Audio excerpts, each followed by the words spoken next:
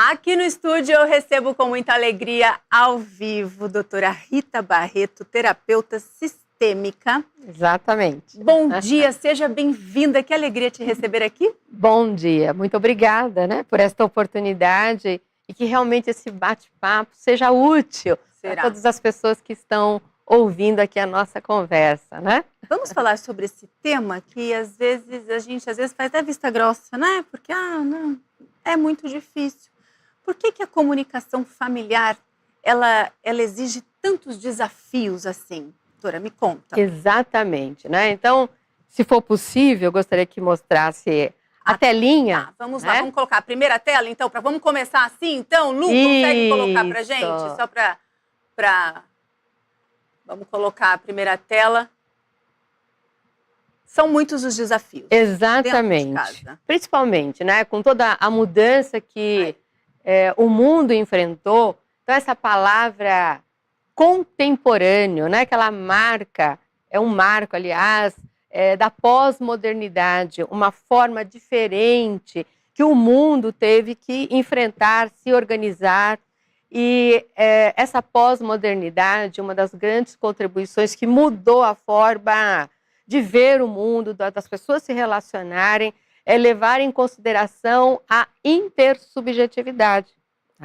Então, como isso alterou tanto a forma de relacionamento social, por exemplo, no trabalho, na família, na escola, além de todo a mudança com a tecnologia, a mudança que a pandemia trouxe, Então, muitas alterações foram feitas no campo social e que, logicamente, que é considerado como um macrosistema, que vai afetar o microsistema, que é a família.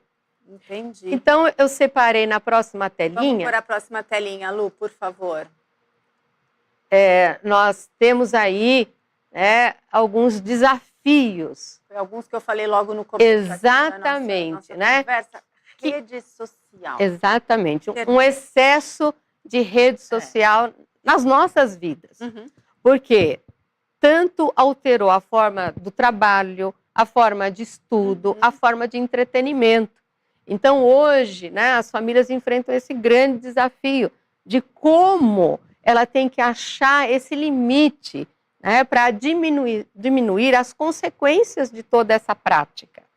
Então, como a gente está vendo lá, o excesso de rede social, que realmente envolve as nossas vidas, no trabalho, no estudo, no entretenimento, veja, nós estamos muito dentro desse contexto. Doutora, só um parêntese, antes de ontem no almoço aqui na TV, com o pessoal que trabalha aqui da produção, da redação, a gente estava discutindo isso, e aí começamos todo mundo a olhar a quantidade que cada um fica nas redes sociais durante o dia.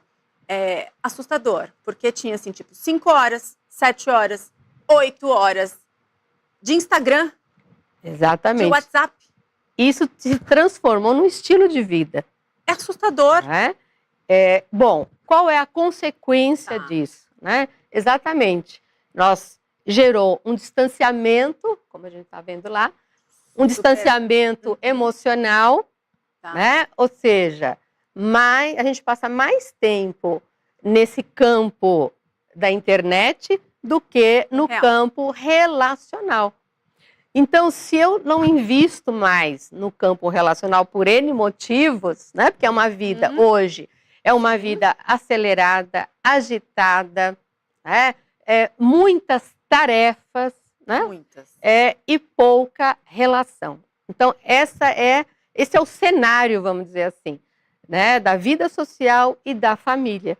Porque também com a questão da pandemia, a família ela foi alterada no seu dinamismo, na sua dinâmica. Nós trouxemos para dentro do ambiente familiar a escola, o trabalho, a empresa, exatamente, E até uma forma também de buscar entretenimentos, Então, também ficou num campo muito individual, um processo de muito isolamento, Então, como a gente está vendo lá, Então, quais foram as consequências, né, para o comportamento e para as relações humanas? Um distanciamento emocional, uma afetação da intimidade. Ó. Se eu tenho um distanciamento emocional, eu tenho mais dificuldade de ser íntimo, né?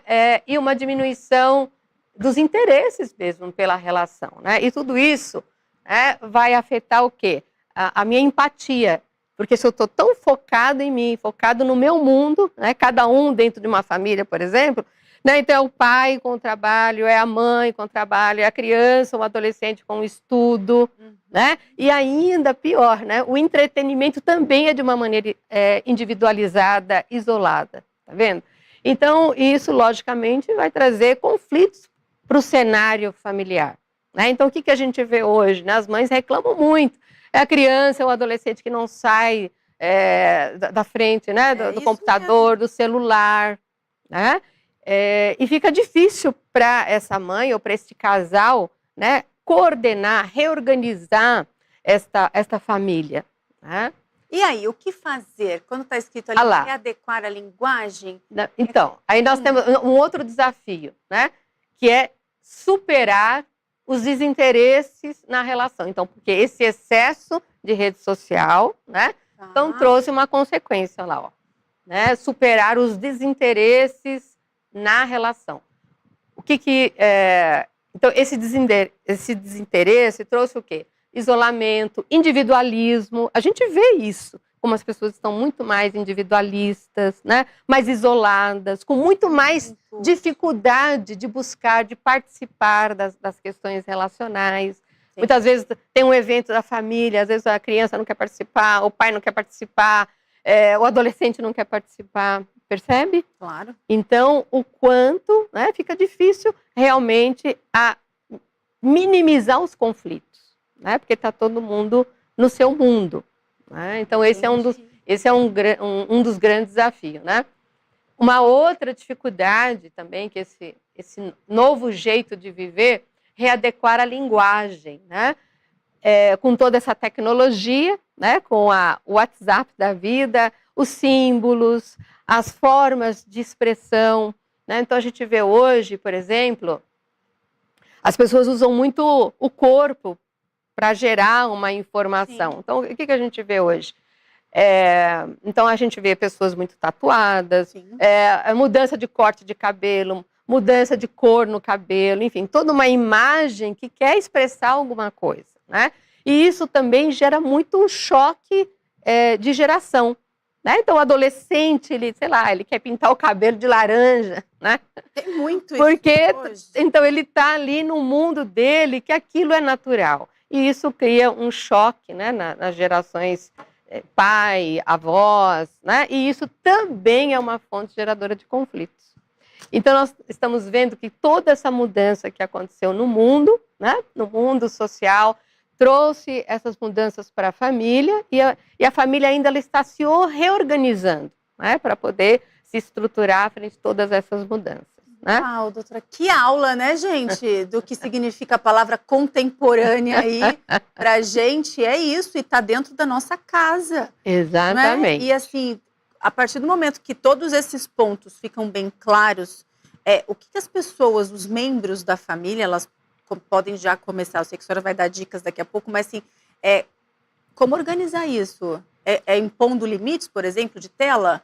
Pois Não só criança, mas até nós, para adultos. Eu limitei o meu Instagram para 1 hora por dia. Depois da nossa conversa no almoço, que estava 6 horas. É isso, é começar a Então, acho que é uma saída, né, para poder... Sempre, qualquer mudança, é necessário uma conversa, um diálogo, né? A criança ou o adolescente, ele precisa entender por que você está tomando essa decisão, está trazendo essa mudança para o meio familiar. Né? Então é legal poder falar dos efeitos, por exemplo, tudo aquilo que você consegue observar no seu filho, mudança de comportamento, por exemplo, não conversa mais, fica mais isolado, não quer participar dos eventos sociais. Então, e aí é legal então, você justificar o porquê que você está tomando aquela decisão, por que você vai trazer aquela alteração. Porque quando a criança ou o adolescente entende que aquilo está fazendo mal, que aquilo está alterando o comportamento, ele está tendo outras perdas, né? Provavelmente ele vai aceitar melhor a sua proposta, certo? Então, no próximo... Coloca no próximo para a gente, slide, Lu. a gente vai começar, né, a falar um pouquinho, então, das contribuições que a terapia sistêmica traz, como ela trabalha e como as pessoas que estão nos assistindo, né, elas podem tentar trazer isso para o seu sistema familiar, para as suas conversas, para os seus diálogos, né? Então, olha, uma das grandes contribuições seria ampliar a escuta. Por que ampliar a escuta é importante? Porque normalmente a nossa escuta é fechada para o outro, a nossa escuta é crítica. O tempo inteiro o ser humano está funcionando com a crítica. Aliás, encontrar alguém hoje que pare para nos ouvir é raro. Então, vamos pensar, não é? Né, dessa escuta, por exemplo, de um casal. Né? As dificuldades que se tem ali nessa troca. E muitas, né, eu atendo casais e as pessoas sempre mas ele não me escuta, ela não me escuta, né? Que é uma grande realidade. Como a gente viu, você está muito envolvida, né, no seu mundo, vamos dizer assim, então você não vai ter escuta para o outro. Você vai reagir ao outro e não um relacionamento. Então, uma escuta fechada é exatamente desinteressada, né? O sujeito vai ficar no mundo dele. E quando o outro fala alguma coisa, ele não tem interesse em compreender o que o outro está dizendo. Ele vai apenas reagir. Olha só. Tá vendo? E isso, logicamente, né, traz conflito. Então, pensando no âmbito do sistema parental, né, pais e filhos, pensando na questão do casal. E hoje isso é um grande problema. Então, pensar que eu posso melhorar a minha escuta, sair de uma escuta crítica para aquilo que eu chamo de uma escuta generosa, né, uma escuta ativa. O que é isso? É eu ter interesse, exatamente. Ter interesse, que é exatamente com a empatia, né? De eu me preocupar com o outro. Tá vendo? E aí existe essa função psíquica, né? Que é da volição, do interesse. Então, quando eu estou dialogando, exatamente, né? Tentar entender o que essa pessoa está dizendo para mim. E não é só o verbal, né, que a gente está se comunicando. Sim. Nós temos, logicamente, a linguagem, mas temos o não verbal que está ali, que é um afeto, que é um posicionamento, que é o tipo de relato que a pessoa está trazendo. Entendi. Então, também ali vamos passando rapidinho, senão a gente não vai conseguir mostrar tudo hoje. Exatamente. Não, volta, Lu, volta lá rapidinho. Aí, identificar então, as ressonâncias. Ampliar a escuta, identificar as ressonâncias. O que seria isso? Que é a emoção, tá, né? A emoção que aquele encontro, aquela relação traz. É super importante isso. Quando você está conversando com alguém, você está sendo afetado, né? Preste atenção. Que emoção que foi gerada, que pensamento foi gerado. Então, nas terapias, o terapeuta ele está atento a isso. Diante daquela conversa, o que está gerando em termos de emoção, de pensamento, e ele traduz isso para o grupo. Uau. Então, o quanto que os pais podem fazer isso com os comportamentos, que isso é uma forma de você mostrar aqueles pontos cegos. Entendi. Bom, uma outra contribuição é promover a construção de novos sentidos, ressignificar conflitos, ou seja, conversar traz a possibilidade de você mudar a perspectiva do problema, por exemplo, né? Entender como o outro viveu a mesma situação problemática, como viveu a mesma experiência, como cada elemento sentiu, pensou. Então, na psicoterapia, você promove a circularidade da informação. Porque quando você cria uma narrativa, você toma consciência, nossa, eu estou contando, nossa, eu nem imaginava que isso me afetou desse jeito. Então, quando você constrói a sua narrativa, você está afetando o outro também está sendo informado. Nossa, eu não imaginava que ela sentiu desse jeito, que ela pensou desse jeito. Nossa, aí eu começo a entender os comportamentos. Então, essa proposta, né, que a terapia familiar traz para dialogar ali com o sistema, né, pode ajudar muito, né, na família, no sentido assim, de abrir um canal de comunicação diferente. Porque hoje em dia a gente, né, acompanha até mesmo famílias na igreja, a gente acompanha que estão passando aí, essa comunicação está completamente abalada e não tem comunicação. Exatamente. Precisa tomar cuidado. Eu diria que as pessoas, elas estão muito reativas, elas não se relacionam. Isso é um grande problema, que a gente trabalha muito com casais, por exemplo. Entendi. Né? Vamos para o próximo, então? Vamos lá? O que a gente tem aí? Não pode mudar. Compreende a família... Tá, então a visão sistêmica, né? Então ela compreende a família como um sistema que tem tais características. Ela é aberto, é complexo, é instável, é permeado de intersubjetividade. Na verdade, essas características de complexidade, de instabilidade e de intersubjetividade, como eu falei, né? Na pós-modernidade, tem aí as mudanças e esses são os pressupostos, né, da terapia sistêmica, do pensamento sistêmico. Então, pensando, né, complexo por quê? Porque o sistema familiar ele tem uma rede, né, de interligações. Ele recebe afetação e, ao mesmo tempo, esse sistema afeta todas essas conexões. Né? É instável porque a família ela não é estática. Ela está em constante dinamismo, em constante movimento, transformação. A gente vai ver lá, se der tempo, o ciclo familiar, que são uma série de experiências, né, que a família passa. Né? E a intersubjetividade, lógico, você está dentro de um sistema, são indivíduos, né, que têm a sua subjetividade, a forma como entende a realidade, a forma como ele se entende enquanto sujeito. Então, tudo isso interfere na comunicação. Né? Vamos lá, Lu, vamos para o próximo. Próximo. Muito boa essa aula hoje, hein, gente? Bom, o ciclo vital, né, que ele fala das fases que uma família passa. Então, nós temos lá desde o nascimento, crescimento, desenvolvimento, e a gente fala, né, que a família com criança pequena, a família com adolescente, então vai passar lá os estudos, passa por essa fase do estudo, vai passar pela vida social, vai passar pela construção de uma profissão, depois o sujeito casa, e aí ele também, né, tem que lidar com os subsistemas que são formados ali, que é a conjugalidade, a parentalidade e o fraterno. Bom, iniciar uma vida conjugal não é fácil. Cada um trouxe uma bagagem diferente, né? E o casal tem aquele desafio de construir o seu sistema com essas bagagens. Muitas vezes isso traz conflitos, né? É todo um processo de amadurecimento. E também a relação pais e filhos, também, que é o casal tem que se preparar, né, para lidar também com todas essas mudanças que a presença de filhos na família vai trazer para o casal, são, né, outros desafios, outras experiências.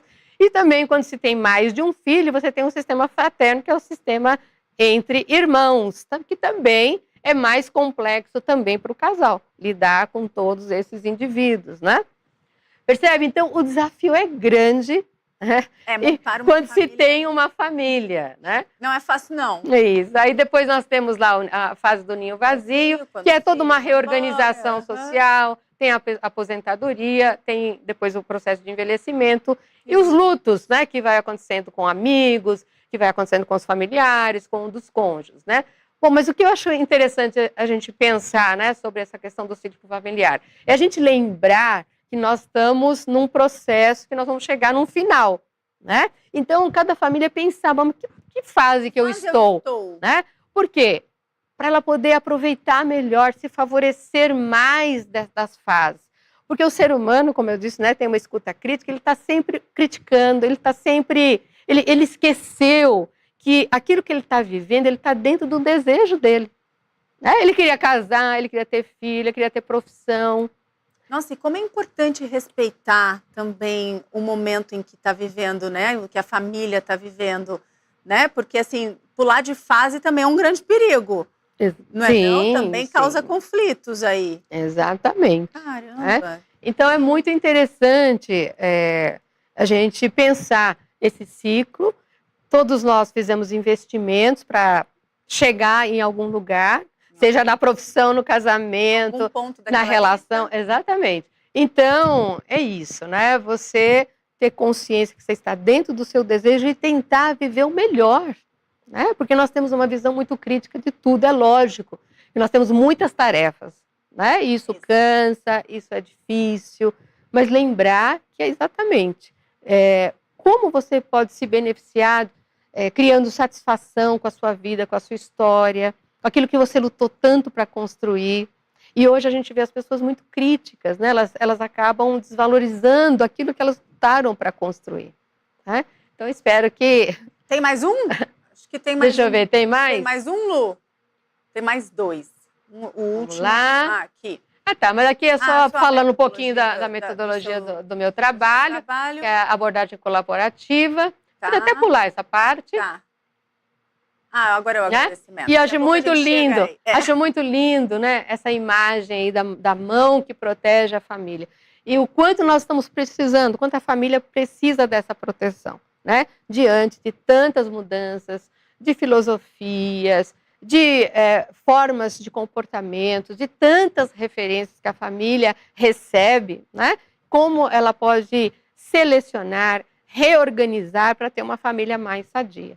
E também diz uma coisa, existem sinais que... Aparecem sinais de que uma família não está indo bem, de que a comunicação não está indo bem? Sim, né?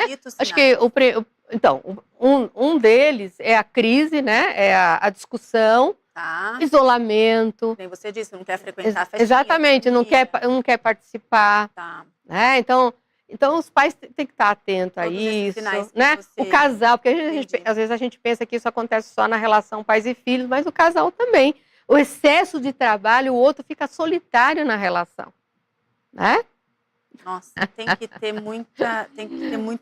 Então, esse cuidado, né? Essa empatia, tá vendo? Eu saí desse processo muito de embotamento, do individualismo, e perceber que se eu estou casada, né? Eu tenho uma pessoa que precisa também de mim. Então, resgatar aquele tempo de qualidade, criar algumas atividades, né, para a família, uma hora família, hora o casal, sendo que super importante o casal, que ele é o arquiteto da família. Ter né? momentos também. Exatamente. Tem que valorizar essa relação. Né? O casal também tem que ter o seu tempo, o seu lazer, né, o seu descanso.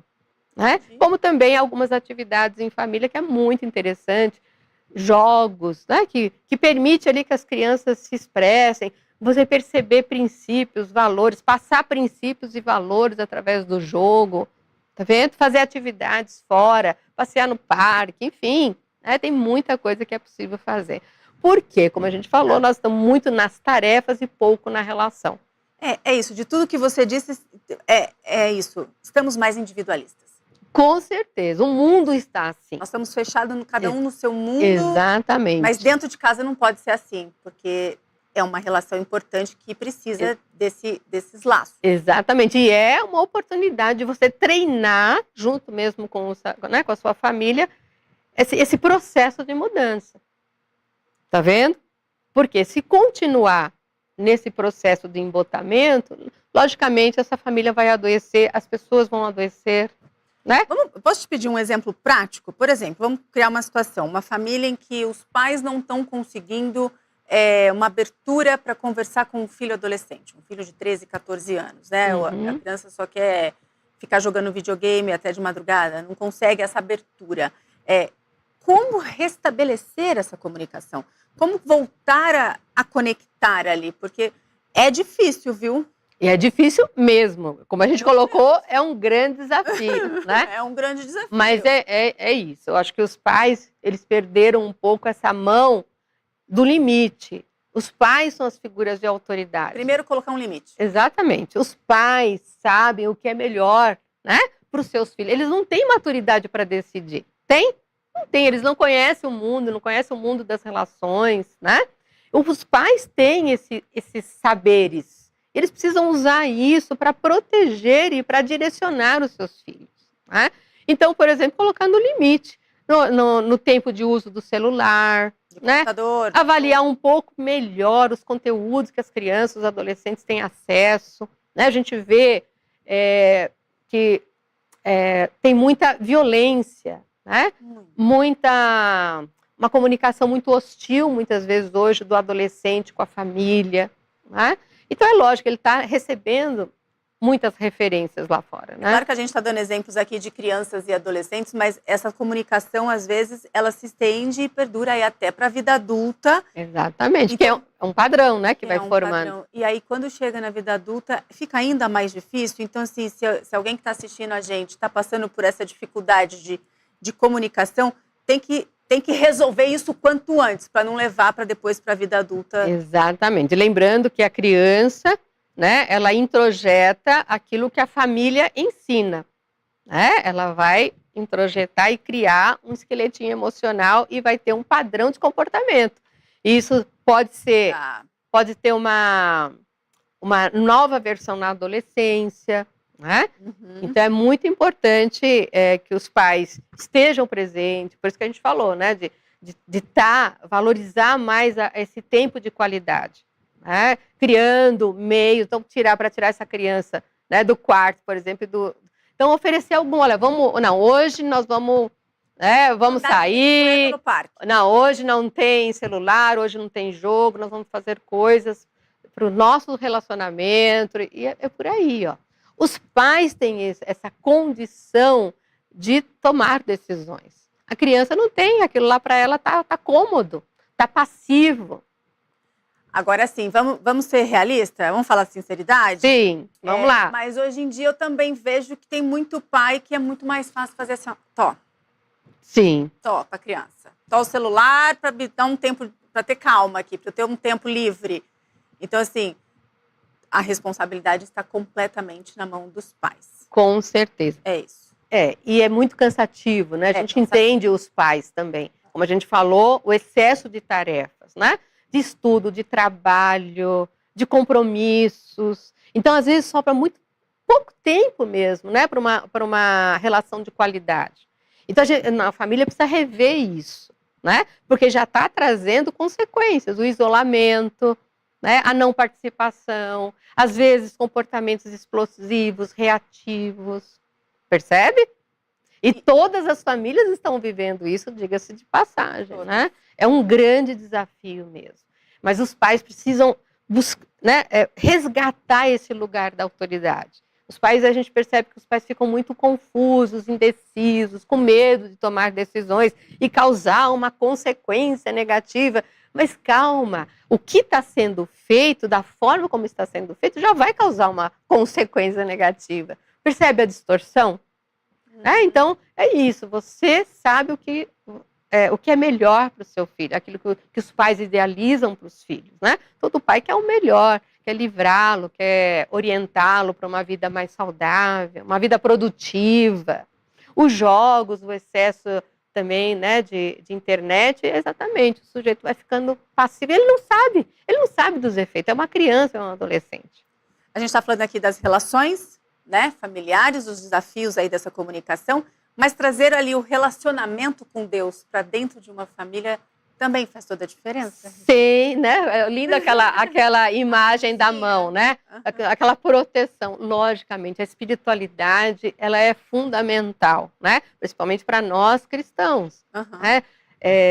Desenvolver oração, o culto doméstico, porque você está passando princípios e valores. Porque esse sujeito, né, essa criança, ela vai para o mundo social, ela vai receber outras referências de linguagem, de comportamento. Né? E depois isso vai afetar a família, como a gente viu. Então seria muito interessante, né? Muito importante, sem dúvida nenhuma, desenvolver essa espiritualidade dentro da nossa casa. Aliás, como eu sempre digo, né? Tudo começa dentro da nossa casa. Tudo começa. Né? Então, e mudança tem a ver com postura. Se você não decidir, né, que você quer uma mudança para sua, ela não vai acontecer. Porque vai exigir esforço, né? Alteração de comportamento, alteração de rotina. Não adianta os pais, eles ficam numa idealização, quer que o filho seja uma outra coisa, se eles, né, não construir se posicionam exatamente, construir essa referência, trazer essa postura. Sensacional. Vamos colocar na tela, então, o telefone, o e-mail aí da doutora Rita. Olha só, Tá vendo? Tá fácil aí, já copia, pode mandar mensagem para ela, pode, né? Sim, Ter mais sim. informações do trabalho maravilhoso que ela faz aí com as famílias, que é um trabalho incrível. Rita, muitíssimo obrigada. Foi um prazer recebê-la nessa manhã. Volte sempre, é sempre muito bom falar sobre esse assunto, com todo o seu conhecimento. Obrigada. Ok, querida, muito obrigada pelo convite e que Deus abençoe todas as famílias. Amém.